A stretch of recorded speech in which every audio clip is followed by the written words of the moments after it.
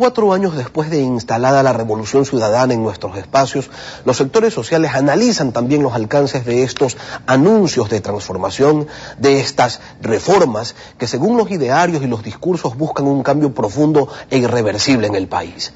La Constitución de Montecristi plantea más de un elemento claramente positivo hacia los movimientos sociales, pero ¿se están cumpliendo realmente? ¿La revolución ha llegado a los movimientos sociales? Es lo que queremos consultarle a Marlon Santi, presidente de la Confederación de Nacionalidades Indígenas del Ecuador. Marlon, muy buenos días. Buenos días, Lenin. Gracias por la invitación. ¿Les ha llegado a ustedes la revolución ciudadana? ¿Les ha llegado a ustedes los beneficios que plantea la Constitución de Montecristi hacia los movimientos, hacia los sectores sociales? A ver, durante este periodo de la Revolución Ciudadana, en vez de llegar a concertar la inclusión de las propuestas de los movimientos sociales, más bien ha habido un apartado de la línea del Ejecutivo en marginar más a los pueblos indígenas, a los pueblos y nacionalidades indígenas. Con ese criterio creo que la revolución es el seguimiento de la gran noche neoliberal. Los procesos de concertación en territorios y derechos indígenas frente a temas de materias como recursos naturales siguen implantándose con más fuerza, como la minería y el petróleo, y allí creemos que el summa causae no ha llegado a los pueblos indígenas.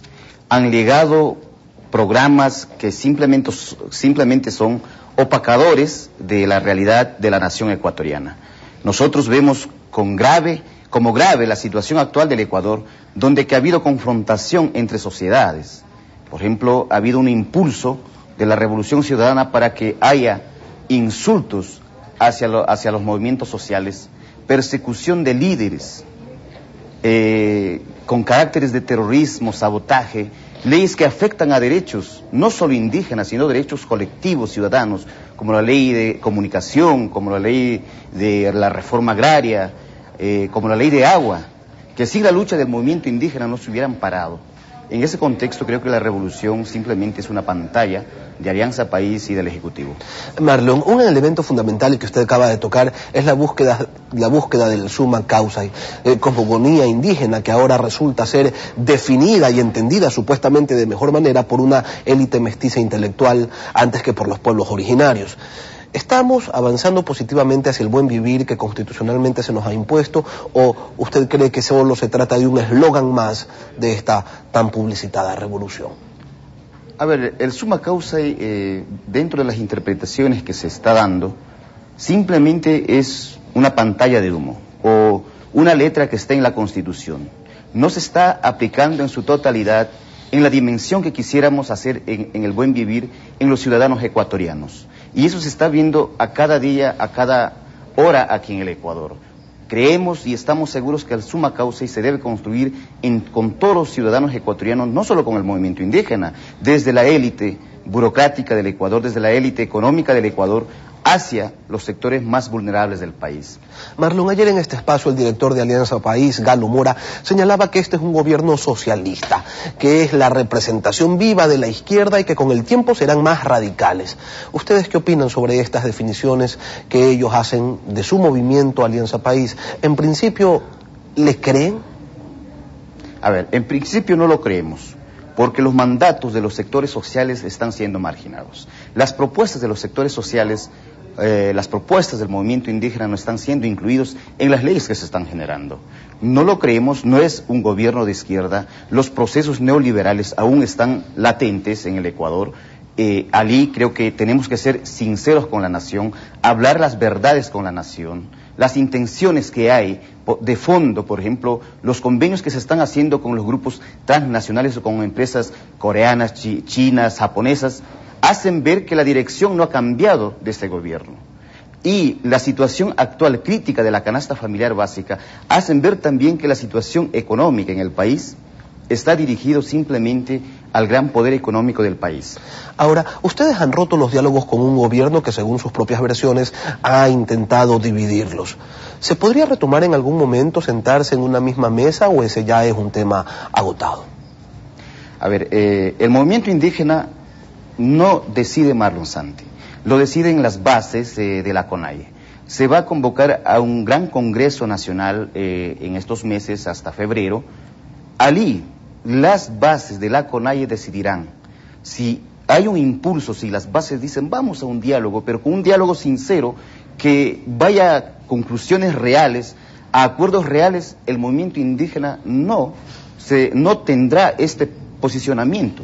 El movimiento indígena ha estado siempre en la apertura, pero esto depende de todas las federaciones, organizaciones, nacionalidades y pueblos indígenas que son parte de la CONAIE. Es decir, ¿ustedes creen que este sea un gobierno capaz de rectificar, que se puedan hacer las cosas de una manera distinta?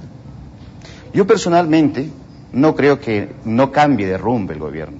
Tiene una brújula dirigida y creo que sería una equivocación nuestra pensar que el gobierno va a retomar para cambiar verdaderamente el país. Y entonces el movimiento indígena tiene que pensar en la verdadera revolución y en el verdadero cambio, el camino que nos queda, la dignidad, la rebeldía y el seguir en la resistencia. Precisamente el tema de la resistencia, ¿qué hacer? Porque resulta que resistir es un derecho ya constitucional, pero en la práctica ha sido criminalizado. En este país el gobierno no ha tenido los pantalones para decirles terroristas a las FARC, pero sí para procesar penalmente por terrorismo a quienes protestan contra ciertas políticas que ejercen desde el Ejecutivo. ¿Ante qué estamos, Marlon? Aquí toca cuestionar más la democracia en la que estamos viviendo. Quienes no pensamos igual que el presidente estamos dirigidas a que seamos perseguidos. Pero el valor, la dignidad de las organizaciones no hace que nos quedemos allí. Por ejemplo, 72 dirigentes indígenas son perseguidos en los actuales momentos con cargos bien fuertes, como terrorismo y sabotaje. Pero eso no hace que nos callemos. Habrá en el país quienes reclamen la democracia, quienes pensemos distinto que el gobierno, quienes pensemos distinto que la revolución ciudadana. Mientras haya eso, no habrá silencio, habrá movilizaciones y estamos dirigiendo a eso el movimiento indígena. ¿Habrá levantamientos? Eso depende de la asamblea que la CONAIE defina en el mes de febrero. Y se lo pregunto porque usted señalaba al inicio de esta entrevista que el país vive un momento crítico y se refería a los derechos y se refería al costo de la vida. Así es, creo que es una minga que tenemos que hacer entre todos los sectores sociales, no solo el movimiento indígena, todos los conglomerados de la sociedad, para pedir un verdadero cambio. Mientras se pida eso, debe haber acciones reales. Nosotros, por ejemplo, si la ley de educación bilingüe, que lo están tratando en estos días, no lo incluye en las propuestas del movimiento indígena, estamos convocando a nuestras bases para llegar a la asamblea y pedir que la asamblea tenga independencia en tomar decisiones frente a las leyes. Creo que son acciones democráticas que estamos haciendo.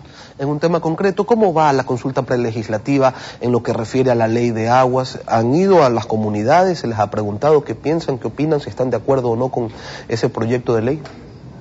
La consulta prelegislativa está muerta, está allí estancado en la Asamblea. Creo que no hay un interés del legislativo para avanzar en los temas. El movimiento indígena ha mandado una propuesta y no nos han dado una respuesta, pero seguramente creemos que en estos días van a tratar como la ley de aguas. Pero estamos muy seguros de que esas leyes son inconstitucionales. Mientras haya inconstitucionalidad, habrá demandas de inconstitucionalidad.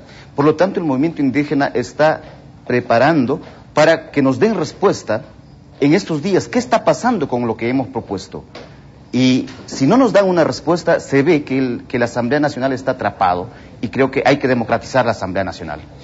¿Y a qué se refiere con democratizar la Asamblea Nacional? ¿Con que les dé una mayor apertura a los movimientos? Los ciudadanos ecuatorianos tenemos que pedir a la Asamblea Nacional que tengan independencia en tomar decisiones y que sean ellos los que den la directriz de que las leyes sean para el pueblo ecuatoriano.